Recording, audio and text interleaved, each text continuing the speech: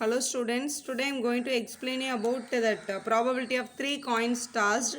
So 3 coins are tossing together. What is a sample space we must know first. So sample space will be, so 3 coins we are tossing. All the coins can show heads. Head you have to write. Then the next one, you can get only one tail. That one tail can happen at the first time. Tail, head. The tail can be happen in the second coin. So it can be head, tail, head. The same tail coin can be come in the third coin also. So head, tail you write it. Same way only one head can come to your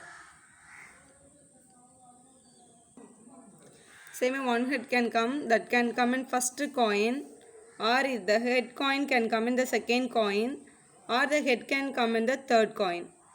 Otherwise all the 3 coins can show the tails.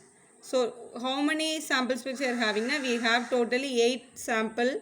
So number of samples equal to 8 we should write. We have 4 type of question in this one. First one, at least one head. What it means actually? At least one head means one head or more than one head it can come. So except this TTT everything we can write at least one head. So here at least one head is available. Yes, at least one. 2 and 3 head also there. So at least one head we can take this. And here at least one head is available. Yes, that also we can take. HTH and HHT and HTT, THT and TTH. All these 7 options will give you at least one head. So probability of at least one head will be, at least one head is equal to 7 by 8 you should write. Suppose your question is at most one head. At most one head means maximum it should be one head. No head also no problem. At most it can be one head, but there should not be 2 head and 3 head at all. So one head or no head you have to take. So here not possible. This also not possible. Not possible. Not possible. Here one head.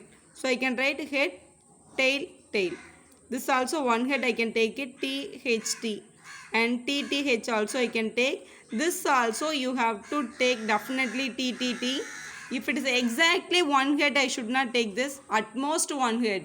That means maximum one head can be there. Without head also it can be there. That is the meaning. So how many options we are having? 4 options. So probability of this event will be 4 by 8. Now the question is exactly one head. Suppose your question is exactly one head. Exactly one head now from the sample space we have to check. Exactly one head is this one. H, TT, THT and TTH. All these 3 options alone having exactly one head. So the answer will be 3 out of 8. At least one head, at most one head and exactly one head. From this one you will be getting some problems in your exam. Be careful while you are writing. At most one head means maximum it can be 1. Less than that also will be accepted. At least 1 means 1 and more than 1 should be accepted. Keep it in your mind. Write your exam well. All the best and subscribe our channel.